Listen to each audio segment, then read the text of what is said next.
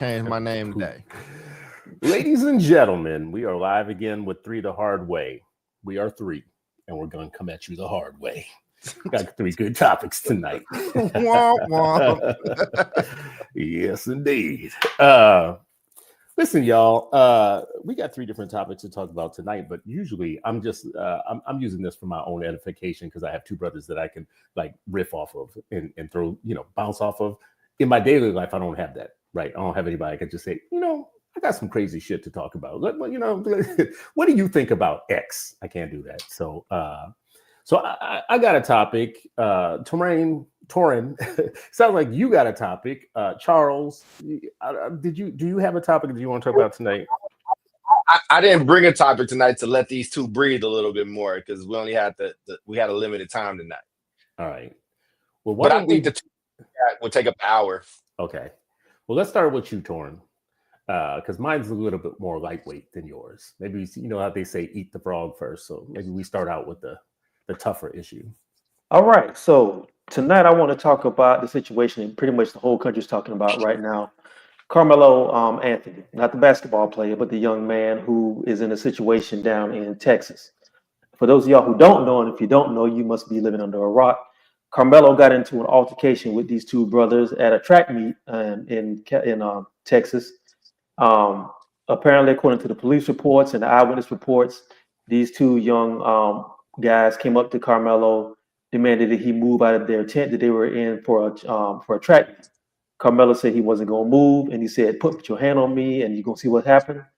An altercation ensued that ended in one of the young men losing his life. The facts that we have right now, the fact that the young man is dead, Carmelo allegedly stabbed him with a knife. But that's kind of where things started to take flight off. And the reason they're taking flight is because the two young men were young white boys. Carmelo Anthony is a young black man. And in the United States of America, that's all the dynamics you need for hilarity to ensue, for lack of a better term. All you've been hearing for the past week is everybody's opinions about this case, everybody's attitudes about this case, and very little of the conversations talking about the facts on the ground. It's everybody putting their own spin on it and how they feel in their own racial background onto it. So that's what I want to talk about today. And also another thing we want to talk about is the fact that this young man has raised almost $500,000, I believe at last count, through a GoFundMe for his bail and his legal defense. And a lot of the people who have an issue with the dynamics of the situation have an issue with the fact that he was raising money for that. So I want to throw the question out to people in the room and everybody who maybe want to hop in. Why is it such an issue for a young black man to raise money for his legal defense when we have a slew of white men who have put black brothers in the ground who've been able to pull down $2 or $3 million in 2 days? What's the difference? What's going on? How come this man can't raise money for lawyers and bail? What's up? Y'all tell me. I feel like you know the answer to that. I don't predict nothing. My mind is a blank. I don't assume. Well, we know about assuming. I'm gonna throw that out there for everybody to feel what they feel. So, Chris, what's your thoughts on this? I feel like that's the most rhetorical question in the history of rhetorical questions. Racism. Well, listen, we always know that there's a double standard. The only time that I ever get interested in it is when our own people start joining the wrong team and they start, doing the respectability politics thing and jumping in and kind of piling on. But I forgot the white dude's name in New York who killed the dude on Luigi. On the subway just there. No, not Luigi. Daniel Penny. Oh, my bad. I thought I was Luigi. My fault. They almost instantly made him a hero, right? Almost instantly, he was a hero. If you remember back to what was the dude, George Zimmerman, whatever. Mm-hmm. Yeah. Actually trying to auction off the gun, right? I've said this for years. They tried, in the court of public opinion, they tried Trayvon for his own murder, right? That's how deep America is. America is so deep that you could get killed and they will try you for your own murder in the court of public opinion. Geraldo said, well, if he hadn't been wearing a hoodie, if he hadn't looked like a thug, that's the answer to a lot of these questions, man. This is it's a recurring nightmare. Happens over and over and over again. Yeah, I don't think you're gonna get a lot of disagreement here, man. I do want to start by saying, one, it's just a tragedy that happened. Everybody's life got changed that day, and it didn't need to, right? I play sports. Sports means a lot to me, and it sucks. I mean, these are kids. You know what I'm saying? Like these are kids. These are kids, regardless of race and what and all that good stuff, man. And like you said, this is America. Everybody can have a defense. And I'm not glad that any of this happened, but I am glad to see that people had this kid's back. I think it says something. I think it says something, especially after we just had that conversation about young black men and college enrollment last week, and how the country feels about young black males. And I was going to do a show today with two young black men who graduated from college now, who don't really feel super embraced by the world. So everybody just everybody gets a defense. Jeffrey Dahmer got a defense. Everybody gets a fair trial, and money and cash is king. And good lawyers change things. That's the difference between you being able to have a bail that you can afford and being on stuck. So I'm never just handing anybody over to just be fricasseed for the public, especially a young black dude who could have easily been me. And I don't know how much disagreement you're gonna get here, but I did want to just acknowledge the humanity, because in the social media game, and I've seen this happen. I've probably been party to it. I was before, and I'm trying to be better. Like, people lose their humanity, and it just sucks because everybody's life is different now. Last week, Torrin, we talked about empathy. Mm-hmm. You look at this picture right here, and America split in half of who their empathy is going to be with, right? And I'm looking at the young man on the left. I don't care what he did. I'm looking into the eyes of the young man on the left, and I have empathy because I understand. I could more relate to being in his position right there, right? They're going to stop talking about him as a human, though. They're going to stop talking about him as a man, as a kid, as a young guy. And they're going to talk about this other one as a boy, like as a young man, as a kid, just terrible, awful. This is the oldest picture in the United States. That's already started. They've already started talking about Carmelo. It's like it's like a sort of like he's a goon, he's a thug, he is a troublemaker. And if you dig into his history, this has been for the most part a really chill kid who has been basically an athlete, a smart kid. He's never really gotten into any kind of issues. And in fact, there's a story that came out back when he was 14 years old. He helped save the young girl from drowning in a pool or something like that. So this is just a kid who got into a situation with some dudes. And I don't want to put no aspersions on the other two kids either, because we don't know what their full story is, although some things are coming out that aren't the best.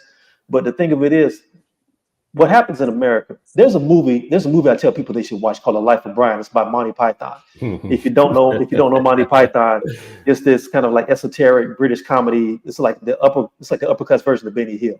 And they made this movie that was set in biblical times. And basically the whole movie's about this one guy who was born like a day ahead of Jesus or something like that. And he was just a regular slub dude who was trying to get through life. But everything he did, because he thought he was the Messiah, everything he did, it was trivial. They tried to make it bigger than it was. Like he was running and lost a shoe, and people followed him, picked up the shoe, and started worshiping the shoe. And what happens in America is when you put racial dynamics on top of a situation, it could have been just two kids that got into a situation and it went bad for the one of the other ones. You automatically put on America's racial blinders. You put on America's racial preconceived ideas. And I think that's what we're dealing with right now. Nobody's looking at this from a case of two kids or three kids who got into a situation and fought, and one of them got the short end of the stick. It's the big black boogeyman versus these two innocent white boys, and that's the narrative that's going to go out to the media. I don't think it's got the same purchase that it might have had 2 or 3 years ago, but that's a dominant narrative. But the fact that the dominant narrative isn't really working like it used to, I think has a lot of people shook. I'd say to you, Torrin, you came out of media, though. You understand media. And I wonder, a lot of what we're talking about right now is just how media has framed it. It's not how our friends and family, it's not, I'm not hearing it framed in any kind of way among regular people. So newspapers make choices. News outlets make choices. They make choices of what picture to pick, what the headline's going to say, what headline will get the most number of clicks, how to frame a story, who their audience is, if they want you to feel a certain way, all that. So you help me understand. Do you think that there's like somebody, is it subconscious in newsrooms, or subconscious in media outlets where they just do it? It's just like natural kind of for them to be that racially off balance? Or do you think they're making a critical, real choice to frame things this way? Let me answer it like this. I think the system in media was set up to demonize black people and black men specifically deliberately for so long, then now it's become unconscious. It's almost like if there's a situation with a young black male and there's a crime committed, if he has a mugshot, the mugshot's going to go out. They're not going to show you his graduation picture. They're not going to show him doing regular stuff. What's going to happen is they're going to put him out there and show him as the black boogeyman to the point where they will take, and I know this for a fact, they will take mugshots and they will darken them up. And if you go back and look at the history of OJ, there was a controversy that happened in Time magazine when they took OJ's mugshot and they made it darker to make him look like the big menacing, big black dark boogeyman. What they'll do is they'll do that. But when there's a white alleged criminal, they don't do that. You can have a white dude that kills his whole family and then sets himself on fire and burns down the house. And they'll find a picture of him with they'll find that picture with the kind of flowy backdrop from the 80s with him and his family all smiling and everything. That's what you're going to see. You're not going to see his record. They're not going to see him looking frazzled when he had a DUI or something like that. That's just the way America works. The worst they find the worst image of the black man and put that out front on Front Street. They find the best image of the white man and he could be accused of heinous things and they're going to put that out on Front Street. But I don't think it's conscious at this point. They do it automatically until they're reminded that they're doing it. Then they try to do a mea culpa. Why did these type of stories catch your attention? My personal attention? Yeah, because it feels like, I don't know how they pick and choose which ones they're going to go after, but we got people suffering incidents all across the country. And it's like some of these become more celebrated than others. You know what? I don't know. Sometimes I think, because you're right, a lot of times when stories like this, especially when there's a racial component, a story with a racial component is always going to gain purchase and it's always going to get traction. It just matters what kind of level of traction it gets, because these things happen every day. You know, people get killed every day, people die every day, stuff happens. And I don't know what kind of calculus happens. I think there's some sort of alchemy that happens when a particular story just catches the imagination. And then it becomes sort of like a self-fulfilling thing. One news story and one local news outlet gets a hold of it, they run it. Maybe a stringer on like a national news network like CNN or MSNBC or the New York Times gets hold of it, then it starts taking on a life of its own. And then it kind of you get things sort of reach this critical mass where nobody wants to be last to the story. So it just becomes a pile on a pile on a pile. That's when the phone calls start happening. People start calling this little podunk town in Texas. People start trying to get their statements. People start trying to pick up on that. There's whoever's talking right now, whoever can get a hold of the newest information, they're going to run with that. And then on top of that, we live in a political climate where racial issues are starting to come back to the forefront. So I can't give you the formula of what happens. I just think they catch people at the right time, and then it just becomes a self-fulfilling prophecy, and it becomes critical. It becomes a chain reaction that doesn't stop. I was going to bring this up because I always like to match cases against each other, right? We talked about the dude in the subway. First of all, let me just say this. Both of you have lived in cities where they might lift up a story like this, and on any given day, there might have been 3 brothers that passed away in a different city, like Oakland or Chicago or Atlanta or whatever. And, in your local newspaper, there will be 3 or 4 brothers lost their lives on the same day that they're lifting up one of these stories, right? So that's the only reason I ask about, they make choices like, this one, this one's better to celebrate than some of those other ones that, were brothers. It's all loss of life. It's all loss of life, right? Mm-hmm. One thing I will say about that is, I'm gonna go back to this again. Anytime you have a racial issue or a story, especially when there's a death involved that has a racial component, news media knows that they can mine that energy and that anger for clicks and to sell newspapers and to get your eyeballs on the screen. Like I said, I wrote about this. I just put up, I didn't even write about it yet. I'm actually working on the story about it. I put up a couple comments on my social media about Carmelo, and I posted a graphic that said "Free Carmelo" because that's just my personal opinion about the story. It doesn't mean that I'm saying that he needs to be let out. I just think there needs to be due process, and if he's raised money to have bail, then he needs to be out. Just me saying that filled up my mentions for the past 3 days with skull and snuff dippers, people who don't pay attention to nothing else I ever talk about. But the fact that I said that this young man needs to be out, I had so many people who talk like Boomhauer on King of the Hill in my mentions sending me crazy messages. You don't get that dang thing, man. And and to be fair, I don't even want to demonize. I don't want to stereotype people on King of the Hill because the people on King of the Hill actually King of the Hill was dope. Yeah, I love King of the Hill. Except for Cotton. Cotton would probably want to see him strung up, but the rest of them people don't care one way or the other. But I'm just saying. Torrin, you gotta stop this, bro. You gotta stop this because you do this all the time. You'd be like, What do I do all the all time? I did was I just put it up on my and then all of a sudden everybody started. You know what you're doing. You know what you're doing. You know you being Because you do it. Y'all both do it. Y'all, exactly. yeah. But see, I don't hide my hands. I don't do it on purpose. I don't put hide my in the air. I put stuff. No, look, man. I put stuff up there, and whoever comes through comes through. I just didn't expect that many people to come through that way and everything, but it was just fascinating. I expected usually the brothers who really rock my stuff to put their fists up and everything, but for some reason it hit like I think what happened was somebody on the far right retweeted it and said something sideways about me, and I said something slick back, and then that brought everybody in. And I'm like, that's fine too. But I'm saying all that to say this: those type of stories are guaranteed you're going to get the far right MAGA people who are going to find every kind of creative way to call him an N-word without saying it, because you know how they do. There's going to be that, or some people will do it outright. You're going to have people who are black who automatically are going to feel one way about it because they know the history in this culture and they know the history in this country of black boys getting sent up the river, or sent to the chair, or sent to the chain gang just off somebody's word, or because somebody interprets a thing different than the truth really happens. And the news media knows that, and they know they can gin up information on that, and they know they can gin up clicks. Clicks mean money. If you get eyeballs on your stuff, you're going to get advertisers. So they kind of know what they're doing. I don't think they have a formula, but they know they throw certain stuff out there and play it the right way. They're guaranteed to get a good harvest, for lack of a better term. You know, I bring up one case all the time. How come I still don't know everybody in the family of the dude that supposedly shot at the president of the United States? How come I don't know much about him?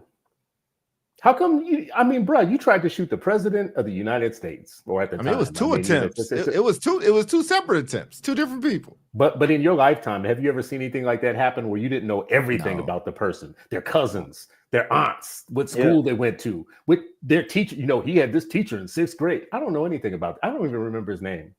Yeah, they didn't even give him a three-word name, because you know assassins that go at president, they get those three-word names. Lee Harvey Oswald, John Wilkes Booth. What's the other one? Except for Sirhan, but he wasn't. Robbie Kennedy wasn't. But they gave him 2 names, you know. So still, they just said his name like a record skip, Sirhan. But I mean, seriously, like we do not know this dude's name. That is highly suspicious. I mean, maybe y'all do, but I'm usually on top of these things. I can't even tell you his name. I could. No, I knew it, but I forgot it because they haven't talked about it. Yeah, it was kind of a nothing story that went nowhere. But yeah, you're right though. Anytime somebody goes at a president and gets bodied, or if they actually are successful, that's a major story. And there's a lot of things. Just on the side note, there was a lot of things about that story that didn't make any sense, and there was a lot of things in that story that could have been bigger stories that didn't happen. I mean, look, I don't know if any of us have been close to like the security apparatus, but look, even if you don't do anything but watch Netflix shows, and half the shows on Netflix about espionage and spy game, when there's an attempt on the president, what do you normally see? Like on The West Wing or Designated Survivor, the FBI is supposed to cover that dude, even at the expense of breaking his bones and everything, because they're supposed to cover his body. They had a dude up in the air carrying him down a flight of stairs, like just in case you didn't get him the first time, we're gonna put his head up there some more. Just they were really bad at their job. I mean, I you know, to jump in, I didn't want to. I think like for me, like listening to a story like this, like I think there's already going to be assumptions made, and I think you rarely get the benefit of the doubt. And I remember I've told people about how many times I've been pulled over or like really harassed by the police. I had guns put on me. I remember we had 8 Black Hands. Chris, do you remember when I got pulled over coming from a book signing and I taped it? And I taped the audio, and I would tell people what they said to me first, and then watch their face, and then show them the audio where the man said he pulled me over and had his hand on his gun and brought drug dogs over because I smelled too good. My cologne made him, and like you can hear how nervous he was. He had his hand on his gun. But if I just say that, looking how I look, speaking how I speak, being who I am, people gonna be like, oh, that nigga lying. Like he must have did something. Like he did this and he did that. So when I hear a story like this, I can't just take it off of first blush, right? Even when you brought the story, I was like, man, can you send me as much information as possible? Because I don't want to be painted either way. I want to like really see what happens. But at the very least, that young man deserves due process, the way everybody gets due process. If we would have captured Hitler as a POW, he still would have got some form of due process if he was on American soil. And I think that like this young man is a citizen, and he gets that process in this moment. That really sucks, man. And it really, I looked at some of the comments you got, Torrin, and again, I think, like I said, I think I think a part of you likes it. As Chris said, I think you expect it, and I think it gives you, it's like sunlight to Superman. Like I think it gives you like energy. Like, yes, give me more. Call me a nigga one more time. I think you're doing the Lord's work. But again, like you said, there's a process, and there will be details that come out. I don't know what was said. I don't know what happened. But I also been in those kind of situations where I've been threatened, or something could have happened, and I'm always on guard. Again, being on tour with these brothers, my guard was a little different than theirs were at times, just because of where I came from and the things that I saw. And when I heard the breakdown of the conversation between them, I know that conversation. I know that touch me if you want to. If you touch me and see what's gonna happen, right? Like, and again, none of this is right, and all of this is sad. But again, I as somebody who's lived in situations like that, and I'm reflecting on how it could have went so different for me, and it went different for a lot of my friends, and nobody cared. I want to see that young man. I want him to get his due process. Yeah, and that's what frustrates me, is because a lot of the chatter that I'm hearing is about him, basically people trying to basically revoke his due process.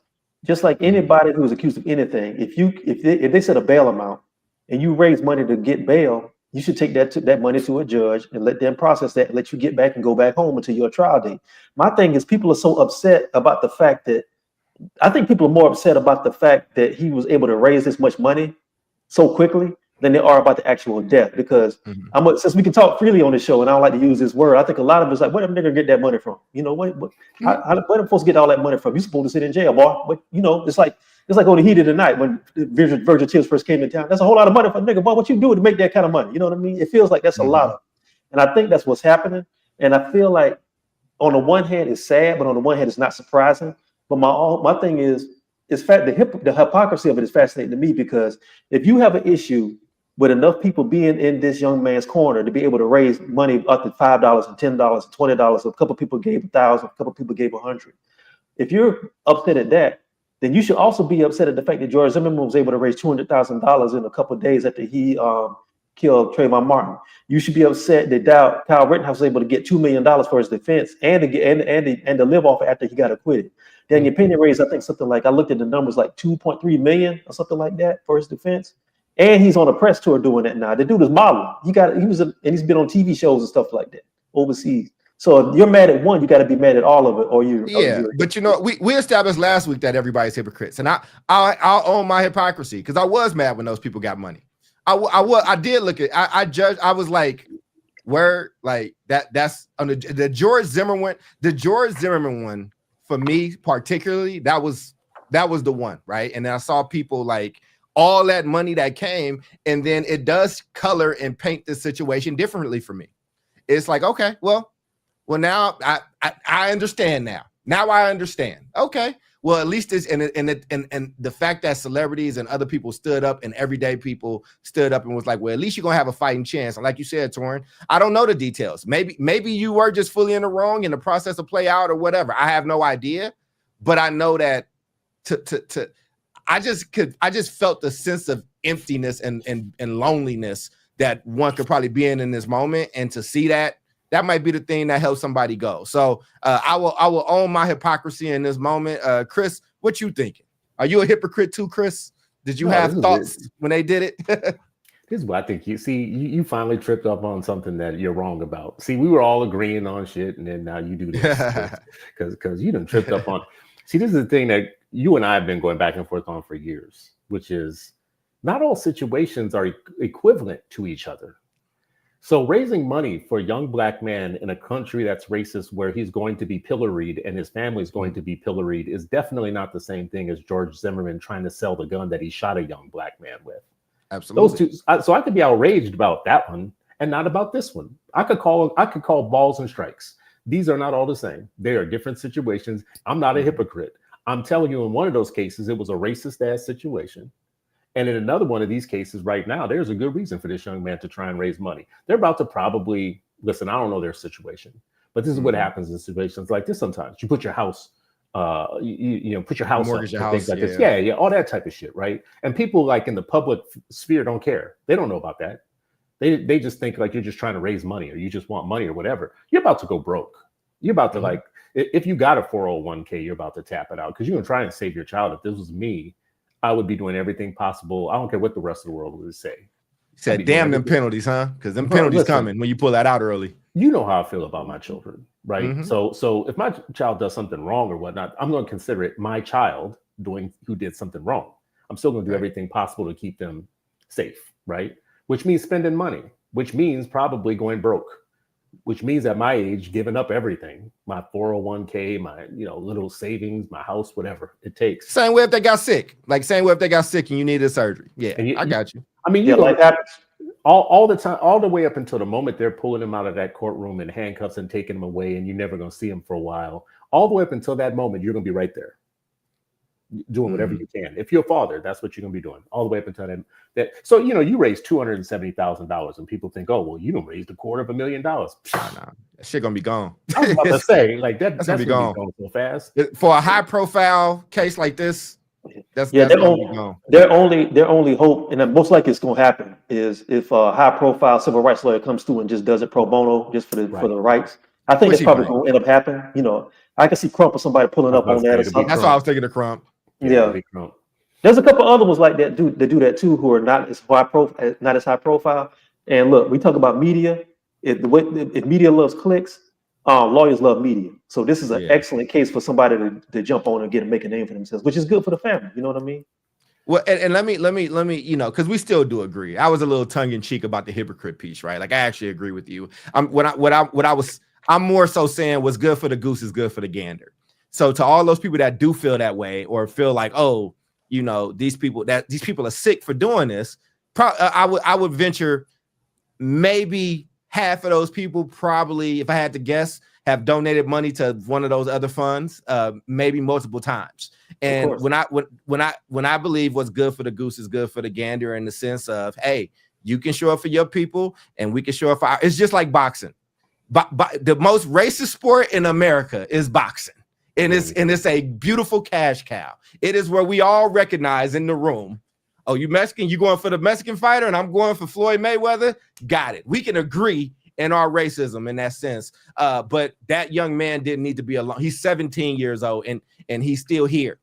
And so if donating to him, allows him to have a fair shot, or at least signals to the other side that this ain't about to be a cakewalk. You're not about to just run this man's name through the mud or not give him a full trial again. I am talking to somebody who has not seen due process happen yet, does not know all the details and facts of this case. We are all just simply saying that he gets the right to defend himself to the fullest extent, the way all those other people that had a different hue got to. And George didn't even have a different hue. George is a brown man. It's just that he killed a black boy. Well, he killed a black boy, not a black man. He killed a black boy. Yeah. He killed a black boy, a child. And I want to just remind, because the conversation, this young boy has become a man overnight.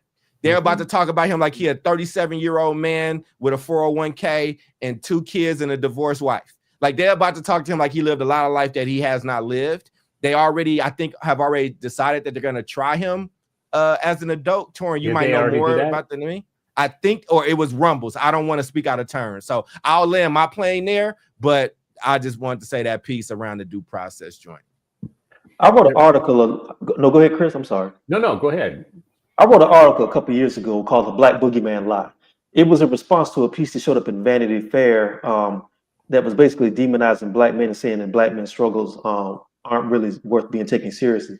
And the premise of the piece was about, it doesn't matter if you are a black boy and you're still in diapers and you can walk. If you are 14 years old and you weigh 98 pounds carrying a book bag, if you are a 20-year-old college student, if you are a 25, 30-year-old man who is regular built going to work, in the eyes of white supremacy, all of y'all are Suge Knight. You know what I'm saying? It doesn't matter what you look like. It doesn't matter if you're Tamir Rice playing and running around with a water gun on the park. It doesn't matter if you're Trayvon Martin walking home from the corner store trying to get home. It doesn't matter if you're Mike Brown. In the eyes of white supremacy, filtered through the eyes of law enforcement, all of us are Suge Knight. or we're all Bernie Mac walking through the train station slapping people left and right. That's how they see us. And when you have that mindset, it doesn't matter what you do or don't do. You're automatically seen in that light. So because of that, and if you have awareness of that, then it's incumbent on us. Well, it behooves us to be able to counter some of those narratives and also show up for our people, because some of us, all of us, have black men and black boys that we love and care about. And unfortunately, this is a situation that can happen to any one of us. It could be a fight. It could be somebody saying something wrong. It could be somebody in the locker room. Even if it's people even if you're an athlete, some shit can go left in the locker room, and then some shit go left. Somebody crack their head on the floor, get a concussion. There you are. You know what I mean? Somebody could call you with the wrong name. You can push them out the bleachers. There you are. You know what I mean? This stuff happens all the time. I think the issue is giving black boys the same benefit of the doubt that you would give other white kids who may be in these same situations, and let them have the same humanity that everybody else has. I think it's part of it. I think it's old. We talked last week about Dr. Curry's book, Man Not. I like to go back to it all the time because I just feel like it does a good job of telling you how old everything we're talking about is. Like with examples, right? Like real examples. This same thing that we're talking about right now happened 50 years ago and 100 years ago and 1,000 years ago, right? Like this is like one of the oldest stories in America. I just don't know what we get to say what we're going to do about it. I really don't know. Like, these cases, they come, they go.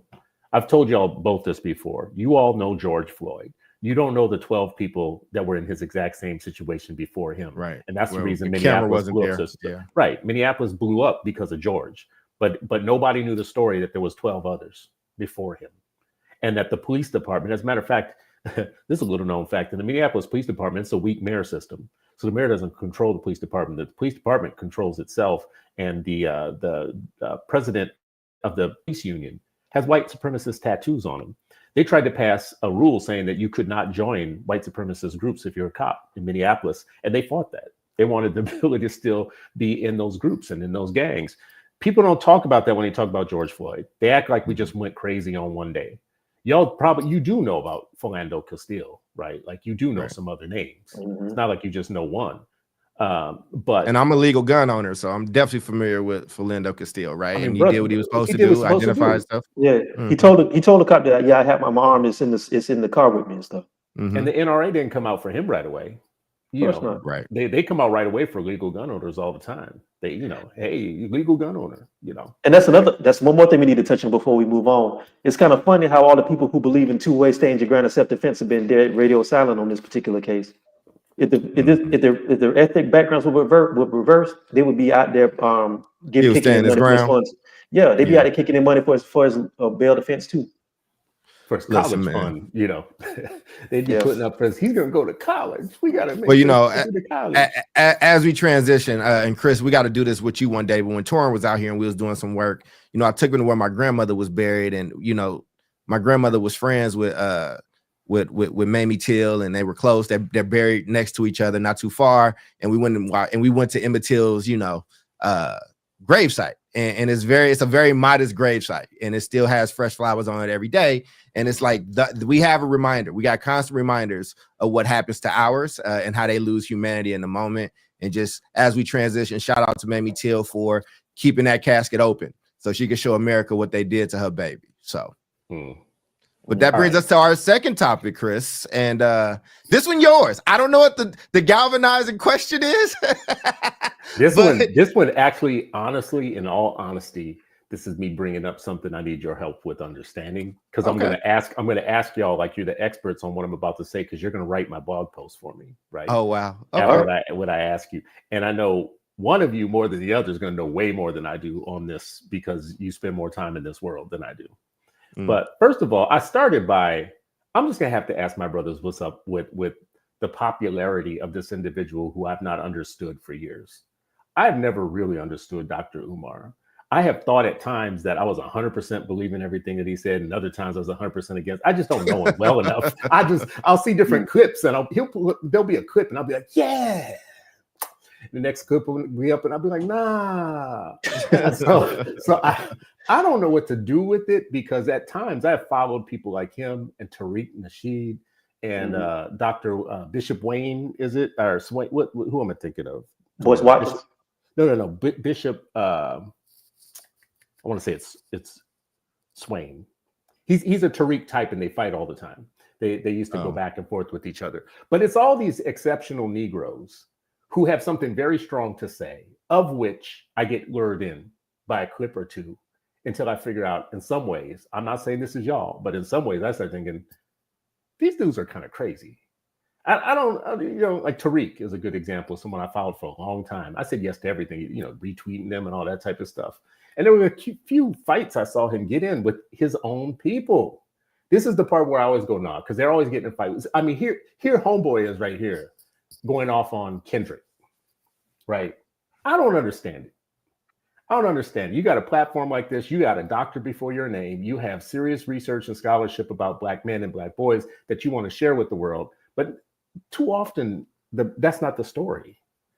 Often it's the story that you didn't open the school that you said you were going to open, or you're talking about single moms, or, here, he went after Harris, went after Biden, didn't say much about Trump, but here he's going after Kendrick in the Kendrick-Drake beef. I haven't seen anybody do that. To be very honest with you, I feel like that's just like contrarian Negro syndrome. Like when you pick Drake in the Kendrick Drake battle, to be fair, he didn't pick Drake, but here he is going after Kendrick. So anyways, he got at both of them, I think too. He had criticism for he both just had, of them? a little bit. I mean, what's the central question, brother? I just my thoughts on him. What do you want? And not just him, because I mentioned these other ones too that get popularity. They rise up, they get followings. This whole FBA thing is its own thing. The Tariq thing, I can't tell from day to day, like where he's going with it, but they are influential. They do have a lot of our people watching them and following them. And I just don't ever know whether I'm considering them to be bright and brilliant or scams, right? I guess I'll just put it that way. Like Tariq's a good example. Like I used to be in his feed and people would call him a scam like they used to do, what was Talcum X's name? Sean King. Sean King. I haven't seen that dude in a minute. Yeah, because you will. I think he's doing the Palestine-Israel thing right now. I don't know, man. I mind my business with him. I just said if I ever get wrongfully killed, please don't let him organize anything for me. Not that he would, but I wrote a manifesto and he's in it to not trust him. I'm not equating them with him. But I don't think. But Dr. Umar is not Sean Talcum X to me, right? Like I think I respect Dr. Umar in a lot of different ways. I actually think a lot of his scholarship is like the work that he does with Black boys in school, the misdiagnoses.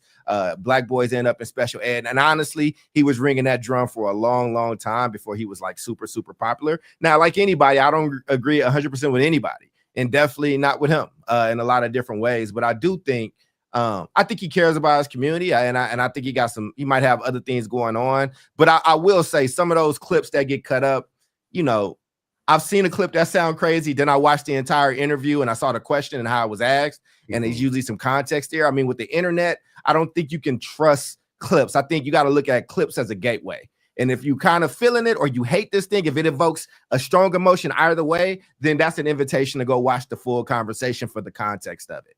I think, and I think there's a little bit of celebrity that rose up in him in certain type of ways. And I think he stands on what he stands on. But there's a lot of things that I'm like, okay, I'm glad somebody's speaking on it, right? Because outside of me, he was one of the first other people that I was like, yo, if Black people really could, I don't want traditional. If I get to choose between traditional charter and private, I want private if I can choose to kind of be a way. And I've heard him articulate that to people with his platform, the people that probably wouldn't have been able to hear it before, and until he said it the way he said it. So, I don't believe you got to sign 100% on with anybody. I actually advise you that you don't. But I think there are some key differences between him and some of these people that I do consider grifters. I don't know all the business of the school. I don't know what's happening. I hear the reports. I know King Randall's opened his. I don't want to pit those two brothers against each other. And I think Randall's done a good job when people tried to use them against each other. Be like, I'm doing what I do. He does what he does.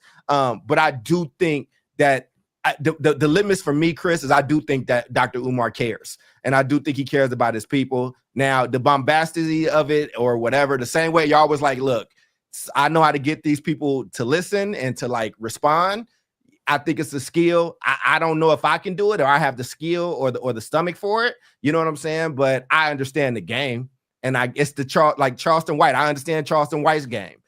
So, and I'm not comparing those two brothers, but that's you know, you might be a little bit more articulate than me, Torin, but I just wanted to kick that off of like, I think the brother is smart. I don't think he is just a full-on grifter the way somebody like Shaun King. And again, Shaun, I don't know you personally, bro. I just see a pattern, and I'd rather not. Okay. I think we have to understand two things here, and I'm speaking as somebody from a media standpoint. It's good that you clarified it from an academic standpoint. I want to talk about it from a media standpoint. And I want to say this as somebody who's had conversations with these brothers you're talking about, all three of them. What you got to understand is Dr. Umar is the Black Studies professor for the social media generation. And how do you reach the social media generation? You be a little bit outrageous. You say like some hyperbolic stuff, but at the end of it, your scholarship and your the data and the facts can't be denied. But if you don't have a personality in front of your data and facts, nobody's going to hear a thing you say.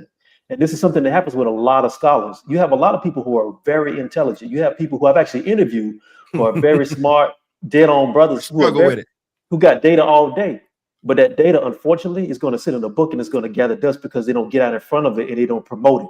Dumar is very, very good at promoting himself, and he's very, very good at getting your attention long enough for you to sit and listen to what he has to say.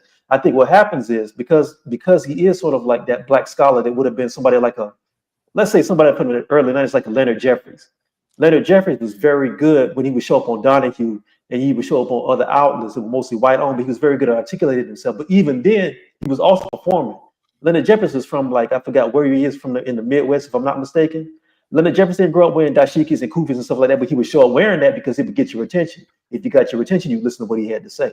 Umar's just doing it in a different way. The same thing with Tariq. Tariq, sometimes, I think what people get twisted about Tariq is very good at creating content, sort of like the Tyler Perry method. He will create hidden colors. He'll create documentaries that will have a following that people will actually put money down to either download or they will play money for the to actually have hard copies of the see.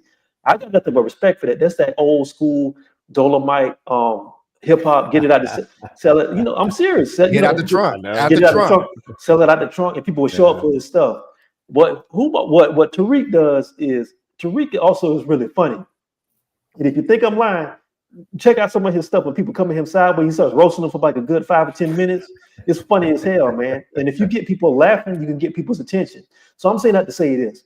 I don't think these brothers are grifters. I don't think these brothers are wrong. I think also the fact that these are Black men, that's the unspoken elephant in the room. These are Black men with very strong positions that they stand on and they don't deviate from. And in the climate that we have now, where we have all these different strains, where we're talking about Black talk, and there's a battle in place for Black eyeballs on like Black scholarship, on Black identity. Who do we listen to? What's the reason for why we are the way we are? If you're a Black male and you're standing on your square, some people are automatically gonna have an issue with you just because of that. So I think that's part of the issue. The other part of the issue is that they have a following and they're gaining the following, and people are listening to what they have to say, and a lot of what they say has a lot of merit. So again, and there's a conversation that I think Dr. Cole has said he's seen it floating around. There's a conversation floating around about, do you need data and do you need empiricism to be able to talk about Black people in general? And there's a school of academia, if I may call it such, that says you don't need academia. My lived experience is enough. And I'm sorry, but your lived experience is not enough. I got bit by a dog when I was 12. I don't go around kicking every dog I see because I got bit by a dog at 12. I think a lot of us are dealing. A lot of people who matriculate through the academy, especially in Black studies, are using that model to try to go out here and try to talk about Black men. And no, you got to have data, you got to have facts. And I think that's what pisses a lot of people off about them. Also, they're engaging. Go ahead. I'm sorry. Also, they're engaging and they're entertaining, and a lot of these other people who have an issue with them are not. I don't know if y'all saw the clip, but I don't know what HBCU he showed up to, but Umar came out and they was yelling like it was Kendrick and stuff like that. Like, I mean, he was a rock star. He got a rock star, and honestly, I was happy for him, right? I mean, listen, like the fact of what he's talking about, like it does remind me of like X-Clan and like, you know, things like that, that with people coming out with those medallions. I like what Chuck D would do school, like would do like school, everybody would show up. And you know, Chuck D brings out a different type of Black person, right? It's not just Nelly brings out one type of Black person, KRS-One brings out another one. Sometimes it's the same person, but it's different.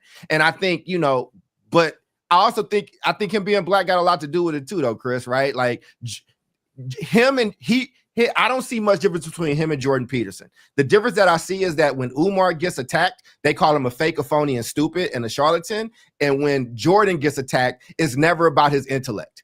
He's never getting attacked on his intellect and what he says or being questioned about his scholarship.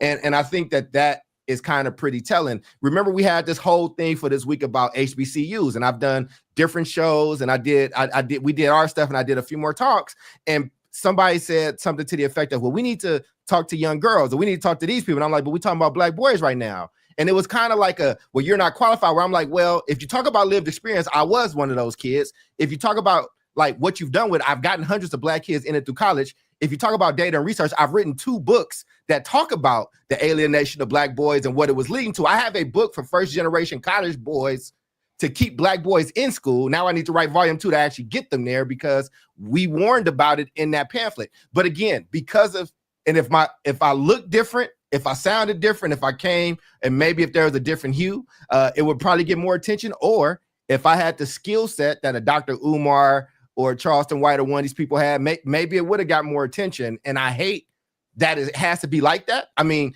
Chris and Torin have both been like, you got this data, you got this stuff, you gotta like, hey man, like, let me get that story. But I always want to make sure the context is right. I want to make sure you get the whole story. I want to make sure that it's balanced because of my scholarship. But I think the smart ones, like these people, are like, well, damn, the scholars, damn that, let me get the attention first. And then when they come, they'll find the meat. I'm just not personally good at it. So how are we doing with your blog so far, Chris? ICU. I still need to know what ICU is, but continue.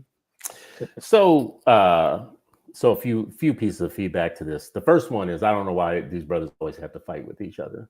Because you mentioned King Randall, him and Umar got into it it was short-lived, but Tariq has gotten into it with Boyce, and Boyce has gotten into it with Roland Martin, and Roland Martin has gotten into it with all of them. Roland Martin had Dr. Umar come on and talk about his college degree situation and all that. And they had a good conversation, as far as I could tell, on it. But you know, I follow a lot of these folks and end up wondering, why are they going at it? Like, this ain't hip hop. You're not 50 Cent. You're supposed to be scholars here. You're supposed to be people that are uplifting our people, getting our people to unite, getting our people to be informed and move forward.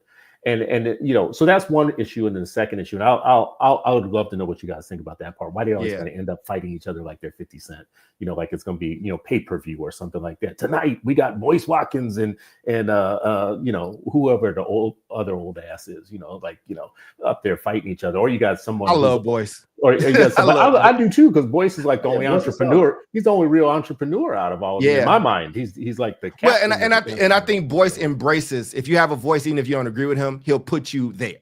He'll be like, let's have that conversation. I can appreciate that. Boyce has more in my mind. He's got more of a background in what he talks about. Yeah.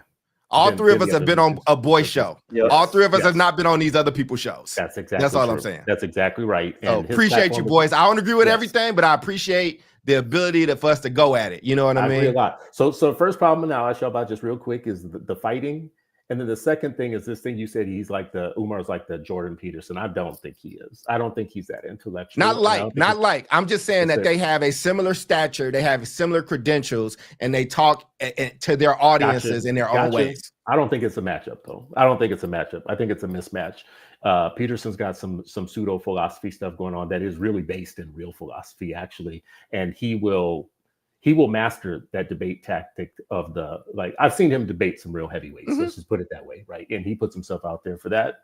But this thing about we have Black people writing books, where if the majority of Black people read these books and internalize what's in them, they would be seeing the world differently, right? We mentioned one earlier, Tommy Curry. I wish everybody in high school would read Tommy Curry. I wish, every high school teacher would start demanding that their students read that book. It's a very tough book. So if you're going to hide things from people by putting it in a book, you got a different problem than them needing to be entertained. You got a different problem if the best way to hide something from a people is to put it in a book. Life-saving information, liberatory information. So what I've decided, and so I really do want to hear from y'all on those 2 points, but what I've decided is everybody's got their ministry. My ministry is not the people that don't read. I just at my age, I have to be very honest. The revolution will be literate. You have heard me say that for years. The revolution will be literate. There's never been a movement that has been based on illiteracy, right? And innumeracy, right? So I will just say, for the record, to everybody, my ministry is not the illiterate. It used to be. I used to think it was. It's just really not anymore. I got to be honest about that. Not because I don't want it to be. It's just not me. Anyways, I'll put that back to you, brothers. Two things: the why they fighting all the time. Why can't they just unite, go forward? And then two, this thing about we have people writing serious books that can't get them bought and read. Well, I'll respond to the first one. What's going on as far as like why everybody's always fighting? It's no different than what you would see in a corporate setting. It's no different than what you would see in a church setting. It's no different than what you would see in a political setting for sure. And it's definitely no different than what you would see in academia. Every time you have people who are trying to vie for positions and there's a limited amount of positions, and in this particular case, we're talking about resources and we're talking about attention, you're always going to have clashes. You know what I mean? I mean, we can't pretend like that doesn't happen. That happens in every culture. I think, unfortunately, with in Black culture, especially when you have men who are very driven and very single-minded, sometimes they feel like their way's the highway and everything that's around them is going to be a detriment. So they end up battling with each other, which is sad. And I also think there's a way to battle with each other that's still respectful and you're still seeing the value in each other's points. I think sometimes what happens is because these gentlemen are, I don't know how old they are, I mean, 40s, maybe like, I don't think any of them is younger than 40. Some of them may be going towards 50. There's a mindset in that place where you feel like you always got to butt heads and clash. You got to take out your opponent rather than trying to build, or even if you disagree, I'm going to do my thing over here. You do you over here and I won't even deal with you. I think that happens a lot. As far as your second point about the illiterate, and I'm going to stick on this point and I'm going to stay on this. The cold hard fact, and this is something that sometimes I wrestle with all the time, but the cold hard fact of the matter is people are not reading. They are not sitting down to read books. I hate it. I wish it wasn't the case, but they're not. Everybody's on here. Yeah. They are not in the library. I'm sorry. The only people in the library are college students and the people who don't have nowhere to sleep that night. I'm sorry. Go to your local library and go look. I want to say for the record, that's not true. I just want to say for the record, that's something that people who are on social media all the time say about the literate people. There are people in the libraries. Trust me. There are people in the libraries. I'm somebody who goes to Atlanta Public Library all the time, and I'm in there. With my laptop just so I can get some quiet and work. The only people in there. Look here, brother. The only people in there are me, the people who work there, the 18-year-old homeless person that needs some internet. And the brother with 19 bags around him at the thing. I'm just saying. And at times, like 8 immigrants, oftentimes. Yeah. Many of whom are African. I'm just saying, and I'm not judging everybody. I'm just telling you what I've seen with my own 2 eyes. But I'm saying to say this: if you're trying to give people information, you got to go where the people are. And you can write your books and you can have your information, but you got to put it in here so people can go read it. Because this is where they're going to get it. They're not going to the library. They're definitely not going to the bookstore because there's not too many bookstores left. And it's actually kind of a miracle that the Man not got as big as it did, because it was sort of like a grassroots word of mouth thing, because Black men had not heard a book that spoke to their plight and spoke to their material conditions in about 20, probably 30 years. And that book was it called Lightning in the Bottle. Everybody ran to it. You see, brothers. I feel like you just proved my point. How so? It was a grassroots movement. Black men had been waiting to hear that. It's a very tough book, and they went and bought it, and it caught fire amongst grassroots people, meaning there was a market for that. Booksellers will tell you there's not a market for it. There's not a market for literate Black men. That's what booksellers will tell you. But it also had evangelists. I mean, Charles, you have a weekly book club. Black men do read. Black men do read. Yeah. I've been in this since I was 19 years old. We're not. Go ahead. I'm sorry. I didn't mean to interrupt you. Go ahead. Go ahead. I interrupted you. No, I just wanted to say this. Nobody's saying that Black people aren't literate and Black people don't read. I'm just saying that it's harder to get people en masse to go back and get a book and read unless it has real strong either word of mouth or a strong social media following. When Umar puts out a book, it's guaranteed to get a following. If he does a speaking tour, it's guaranteed to get a following. Why? Because he's put a face behind his brand and he is the face of that. And I'm saying if you're going to do that, you're going to have to do some marketing of yourself, and you're going to have to sell yourself a little bit to get people interested. And he's entertaining, and he is entertaining in how he delivers it. I want to respond to that first question, right, in 2 ways. One, I do think not fight, but I think as a scholar, like your ideas are supposed to be put out there, and somebody's supposed to challenge it. It's supposed to be pressure tested, and I think there is a way to do that respectfully, and sometimes it's not. So I think like W.B. Du Bois and Booker T. Washington having the disagreements that they had, those philosophical ones, and going back and forth, and what both of them created in that back and forth, I think was really powerful. I think we almost got one with Michael Eric Dyson and Cornel West until it went personal. But I think that would have been really, really powerful if they would have kept it where it was at. So I think, and I know that when I put ideas out there, when I put a collection of thoughts there, somebody's going to challenge it. That's the whole essence of what a defense is, right? Like, can you defend these thoughts with logic and rhetoric and evidence? And I think that we have to do more of that, because people can see a headline and see, whatever gossip site it is, and it becomes a law. And sometimes people got to push back on those thoughts and those ideas. If you respond in the wrong way, it does make me look at you a little differently. Like, oh man, let me see you come back with an argument. And the other thing I want to say is, have y'all ever seen professors talk? Most of them are very boring people. Most of them don't know how to make a good looking slide deck to save their life. Like, I could have a whole business and just redoing slide decks for professors who are really, really smart, but not always the most socially adequate, the most socially inept. So when you get a really smart person that also can articulate and be entertaining, they tend to kind of go somewhere. Like my chair, y'all know Dr. Sean Jenwright, Chris, you've met him. Like, he's a good speaker. That's why people seek him out, because there's a lot of really smart people, and it's hard for them to be able to connect with people and to make a complicated thing as simple as they can with a message. Like me, I can speak on certain levels, but again, I'll be wanting to give you so much back information. I'll be wanting to make sure you know exactly what's being said, that people people might check out. And it's tough. And sometimes you make a choice. So I think that when we talk about the Umar, there is a skill there. I'll go like this. I like a lot of people be like, oh, Stephen A. Smith's not a real journalist. He's not this, he's not that. It's like, no, but he's been number one for the last X amount of time, because he took his career, he took his skill as a journalism, he added this thing in it, and he also doesn't care if you click because you like him or because you're mad at him. He also will put people on this platform that will dunk on him, and at the end, even if he lost the debate, he's like, good job. What was the ratings? That was the numbers? Great. Like, he is trending almost every week about something. Like, who cares if he's thinking about running for office, right? And so he strikes a chord. He strikes an emotion, good or bad, and that's why he's been reigning supreme for so long. I don't know how long it'll last, but a black man at the top of that industry for that long, making Disney give him $100 million, like, and I think Umar has that type of skill. That's yeah. Yeah, I mean, that's all it comes down to. It's all about your personality. It's all about your charisma, and these brothers have that. You know what I mean? And here's the thing about that. I think most people have that. They're just either afraid to tap into it. And like Dr. Cole said, a lot of scholars get so cerebral and they get so down in the weeds because, as y'all both know, you kind of have to do that in the disciplines you're in, because you have to get in deep in the data. You have to get deep in the research. And I know what that's like, because I do that as well as a journalist and as somebody who does brand management. You do get in there, but I'll begin to this too.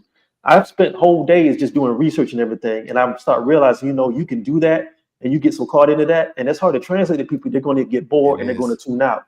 You got to take all that data and you got to make it palatable for the people. And Umar and Tariq and Boyce and other people are very good at that. Like Dr. Cole said, I've interviewed like scholars who have very serious work to offer, but they drone on to the point where like I've had to like craft my questions in a way to get people to come along, because we don't have 10 minutes to do this. We got to get it. We got to wrap it up. You know what I mean? And it happens.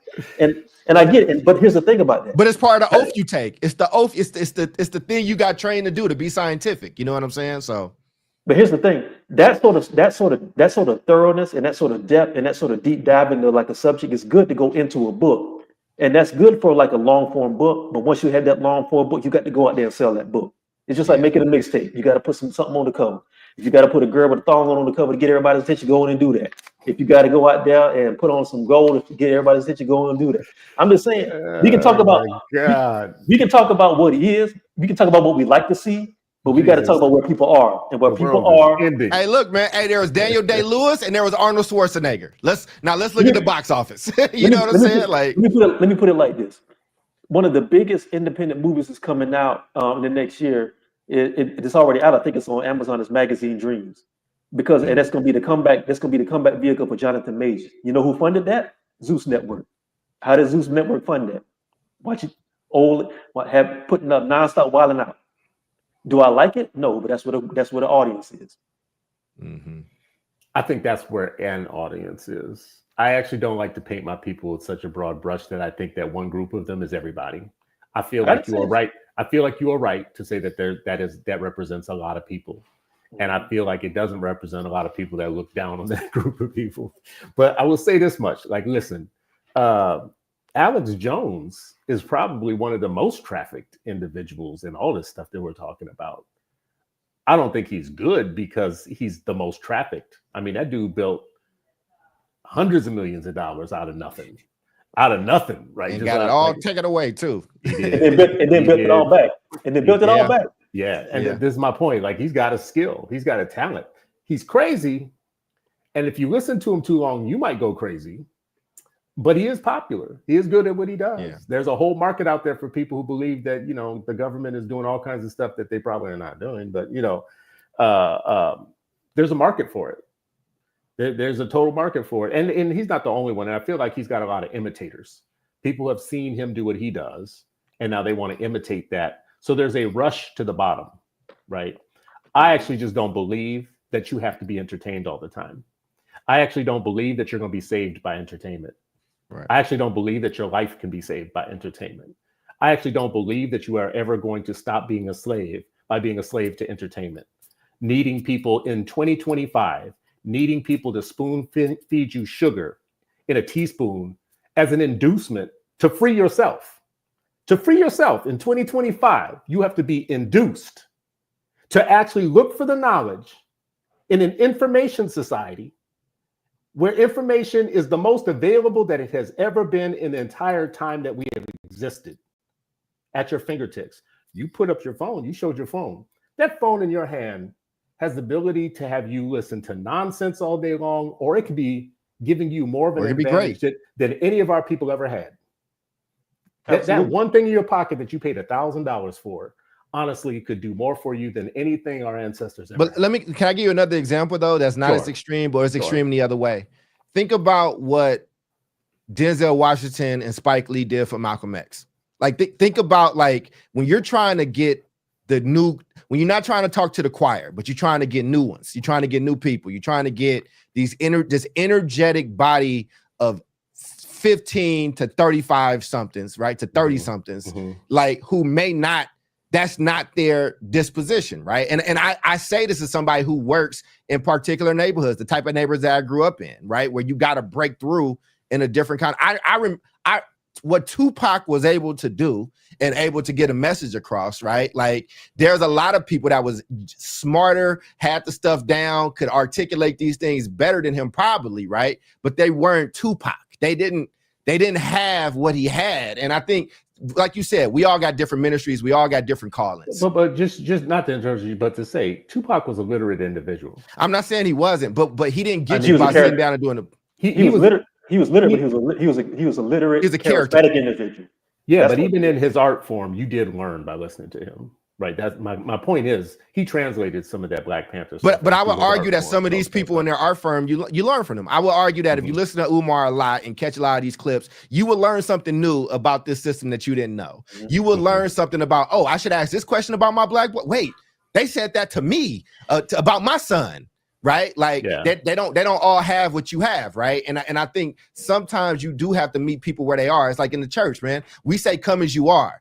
The rest of that is like, but we're not going to keep you there. You might have came in with your pants sagging. You might have came in with a mini skirt, but the plan is over amount of time, right? We're going to help you transform and see yourself differently. Or the way that a lot of the way that jails transform a lot of people into Islam, right? Like, it's like, I got you here. I got to meet you where you are so I can take you further. And again, that's not everybody's ministry. Some people need milk, and some people on solid foods. You tend to deal with people that need solid foods, Chris. That's a good example. Though, why are they so successful? Well, I think because it makes it relatable. It doesn't feel like there's this air of talking down to, right? It doesn't feel like you're being talked at. It's not this snooty thing. It's a lot of things when me and you might argue. We both voting for the same side. You know what I'm saying? But it's like, but I don't think the way to get them is to call them stupid, right? It's like, no, actually, let me hear what you're saying. You saying this money thing? Well, let's talk about money right now. Let's just talk about that. And then maybe you'll end up on this side and I can grow you. But it's really about, here's the thing, you can be a lonely, smart genius that nobody talks to and nobody deals with. And unless you like Stephen Hawking and it's just undeniable, cool, right? I'm just saying, right? Yeah. Or it's like, I'm trying to capture souls. So let me show that I can get on that level. Let me show this actually is relatable to you. That's the work we do in Energy Converters. You don't care about this school data, but when I break down the story of like, well, let me tell you the story of these scores. And let me tell you what these scores are meaning. And let me tell you how much these people are plotting on you, how Oakland has transformed from being a chocolate city to what it is now. And like, oh shit, that actually matters to me. But if I got to talk to you about losing the cool shit in Oakland, right? And as opposed to this other headier topic. That's all I'm saying. But Chris, there's nothing wrong with the way that you're talking about it, right? You're saying, I want people to come ready-made. Like, I got hair that gets braided, right? Some people I can show up with and they be like, oh, I'll wash it and do whatever. There's somebody else, I don't know a lot about having long hair, but they're like, oh, you got to come with your shit washed, bruh. We're not washing your hair. We're just braiding. And I think you are the salon where brothers is getting dreads and they're like, but your hair need to be washed when you show up. And I think that's okay. But you advertise that. So it might be a bridge person in between you and those people for when they're ready for you. Yeah, I think that's true. Because I think people that are all up in the research and all up in the policies and the data or whatnot, they got enough work to do. That is a society of people. That is a group of people. They do exist, right? Mm-hmm. I don't think the other people know that they exist, and I don't think that matters because, you know, like I said, if you want to hide something, hide it in a book. But there is an entire group of people nationally who are thinking about the serious things about our liberation every day, and they're documenting the details, and they're putting the details in places where you can find it. Like where you can go and get it if you so want to get it. I mean, to become an educator, you have to learn some stuff that other people don't know because you're going to be educating people. To become a doctor, you have to learn some things that other people don't know about health because you're going to be attending to people's health, right? Bro, so I had to do a whole section on Jonathan Ogbu in my research, bro. Do you know how long I had to be in Ogbu? Do you think I wanted to be there? No. Yes. I actually don't. Because, you know, as much as I'm saying right now, I would not live in Ogbu. Sorry, Tor. I wouldn't get it. No, I get it. And everything you brothers are saying is absolutely valid. What I'm saying is, once you have that data, and you're absolutely right, Chris, you do have to have people who are just nose to the grindstone, hardcore in the data and facts and pulling research that's going to be valid and sound. Charles, you're absolutely right that you have to meet people where they are and do that. What I'm saying is, once you have all those components together, you still have to have somebody go out there and get people interested in enough to be able to come back and get that data. Because I'm telling you, the data may be good. The data may be 100% solid. The data may be something that can completely liberate us and revolutionize our people. But if nobody know about it, and if people aren't interested in it, it's going to sit there, and the only people that's going to read it is the spiders that build nets, build webs in it. You got to have people who are interested in it to get it. And the thing of it is, but I've told people, actually, some of you, and both y'all know people who I've actually worked with before. You know, sometimes you got to sell something to people to get them interested enough so they can get the meat. You know, almost like you give them a little bit of candy so they can get to the meat. And this is something that and ironically, if you go back and look at the history of academia, this is something that people in academia knew. They knew how to market themselves as personalities to be able to get people interested in everything. Because think about it. Einstein knew that crazy wild hair of his was a trademark, and he rolled with that. And he probably right. He could have went to the store and he lived in Princeton for like the last 20 years of his life. I'm sure they sold combs in Princeton. He wouldn't do it. You know what I mean? Because he wanted to be recognized. Just like Carl Sagan.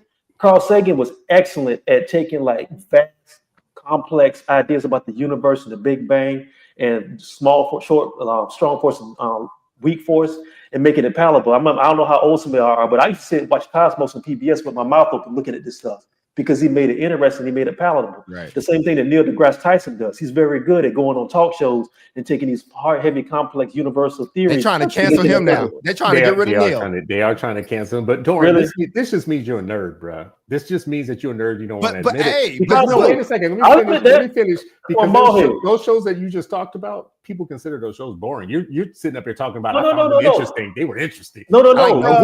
Neil deGrasse Tyson shows up on. Neil deGrasse Tyson shows up on like The View and shows like that with old housewives watching stuff like the Late Show Right. and stuff like Jimmy Fallon and stuff like that. But you were talking about Cosmos. You were saying I'm talking about when I was a kid. When I was Yeah, a kid. Yeah, I right. used to watch PBS when I was a kid. They brought Cosmos back with Neil, but it was really dope. But I'm saying It was really dope when they brought it back. The point I'm getting to is that if people who are scientists and people who are doctors let their personality come out a little bit more, they will pull people into their stuff and they just show some a little bit more. And I think sometimes a lot of people in the academy, they get into this thing like, all I got to worry about is my hidebound desk and my chair and my leather-bound books, and that's all I got to worry about. And that's good. But I'm saying, but you got to have people who bring people to you to get you interested in what you're doing. Wait. Let me be in the middle real quick. It'll be quick, Chris and Torin. I will say this to both of you. Listen, if skills sold, truth be told, I'd probably be lyrically Talib Kweli. Truthfully, I want to rhyme like Common Sense, but I did 5 mil. I ain't been rhyming like Common Sense. That's Jay-Z basically saying I'm very smart. And I love this backpack lift you up music and getting you there, but y'all don't buy it. So let me like give you this bounce and put some stuff in between these margins. The other thing I got for you, Chris, is this is how 8 Black Hands came together. 8 Black Hands came together because we went to all these conferences and we watched how these people talked about talked about us in these air spaces. They felt detached from humanity. They felt detached from actual real people. And we was like, who is this shit for? And we start talking, we start being a bridge and being a resource for the common person who wanted to understand education better. And we happen to have it and we were entertaining and they got 4 brothers with 4 different personalities. That's all it is. You know what? And I'll just be real with you. The reason we were encountering that because we're in the I got to put one more. Funded by billionaires. That's why we were in those spaces because there were equal spaces where literate people were sitting on panels talking about things where they were not talking about in the way that I'm just telling you what I saw. No, I'm just telling you what I saw what drove me crazy. I know you saw it, but you saw it in the same places I saw it in billionaire funded ed reformish type of environments. You did not see that at like certain Africana scholarship conferences or whatever. But I saw our people up there, and those people had a mouthpiece. But that's a different conversation, though. That is not to hate on them. I know you got to jump in here, and you got a hard stop, brother. So, so jump in and take us out. Because I that's all good. I want to say last point. I just wanted you know. Since we quoting lyrics, I just want to say one more. Go ahead. No, it's all good. Since we quoting lyrics, I'm gonna put some more in there. People, a very famous rapper from the West Coast said critics want to mention when they miss when hip hop was ratting, motherfucker, if you didn't kill a mic, it'd be platinum. You know what I'm saying? Absolutely. People say they want to hear this stuff, but they gotta have entertainment and they gotta be able to move things. You know what I mean? Shout out to Kenny, shout out to Come From Kenny for saying that. You know what I'm saying? People say what they want, and I understand you want the meat. Also, Killer Mike, another one all 3 of us have talked to. All 3 of us has been in conversation with Killer Mike. I didn't mean to cut you off. He's a good brother too. Well, you know what I'll say to wrap us up. No, I'm just saying that you gotta have you gotta be able to bring the meat in and then do that. That's all. I'm just saying you gotta have meat, but you gotta bring people to the meat, whether the sizzle and bring them into it so they can eat, but you gotta have something to get them intended. Yeah. All right. So here's my last word on all this is there's a lot of folks that escaped to the north. And when they got up there and they went back down to try and bring some people with them, they wasn't trying to bring people that they had to coax out of the South. They were just trying to go back and get the souls that wanted to get off the plantations. I think right now we don't have plantations. We're in 2025. We all have the ability to go north. So I don't need to coax anybody out of their slavery. If I have to convince you out of your slavery, we got a problem. But I'm just one dude. I'm just one person. I think some of these reality shows is mental plantations, but that's another time. Thank you. I was getting ready to say that. I was going to ask you, Chris, how do you free somebody from Pop the Balloon? And that's all they know when they go on their phone. I mean, that's all they know in 2025, though. Yes, brother. I'm here to tell you, my man. I mean, in 2025. No, brother. I'm not saying that it's not true. I'm actually agreeing with you that that's true. What you hear in my voice is the frustration that is true for some people in 2025. I feel like Kanye right now. That feels like a choice. I wish I could put it that meme that goes all over social media, but dude puts his hand on dude's arm like that. I'm telling you, brother, it's people who their lifestyle, the only thing they watch on social media is Pop the Balloon and Daddy. There you go, brother. Got you. Listen, man, maybe I need to do a Pop the Balloon, but it's Black philosophers, you know what I'm saying? And go, now tell me why we should choose you. Well, I talked about freedom and how to free your mind. Thank you, Asa Hilliard. Like, you know what I'm saying? But nah, man, this has been great. and I'm glad that we get a chance to do it. And Chris, appreciate you with your A mic today, man. You want it's your joint. Take us out. And Torin, thank you for bringing thank you for having the sizzle to get however many hundreds of people, all 800 people that's in here watching with us right now. Oh, man. wow. So thank you. Well, No, 641 on yours. Just for the record, he didn't get all 800 of those people. No. I'm on his. I got three of them. No. Then we had three. No. I'm on his Twitter. I'm on his Twitter. I'm only looking at his Twitter feed. So it got his number. I can't see the total number. What's the total number? The total number is higher. It's probably like 1,000 total. Well, no, the total number right now is 717, but that's only because on different platforms they do the different numbers, right? Okay, so cool. I know I'm good for like 5-6 people off all my life. Listen, I brought in my 45. I did my part. You feel me? Actually, I did not put this on my bigger Twitter account. I put it on. Why didn't you? Oh yeah, because that's right. You left Twitter. Yeah. Well, I switched over a little bit. But anyways, listen, this is exactly what we're supposed to be doing. This is exactly. I appreciate this conversation. I appreciate being able to model this, and I appreciate that y'all wrote my blog post for me. So, so I'm actually going to download this. I'm going to put it in the script. The script's going to translate it for me and everything, and this will be a blog post. Oh, and we have to support each other's work because I got a blog coming out about Huey P. Newton, this HBCU black male thing, and some of the research I did, putting it together now. It'll be out tomorrow. Literate black man. Cool. All right, and next Monday, I'm putting out I'm working on 2 articles back to back. I'm working on one about the dearth of black men at HBCUs, and I'm working on something about Carmelo Anthony. So one of the 2 will go up on my Substack in the morning. I didn't do an article this week because it was so crazy. So much news was coming through so heavy, I couldn't put one down. So I'm gonna do both. Well, I will support you, brothers, and I appreciate y'all supporting me. All right. Appreciate it, everybody listening and watching. You all support too, but we appreciate.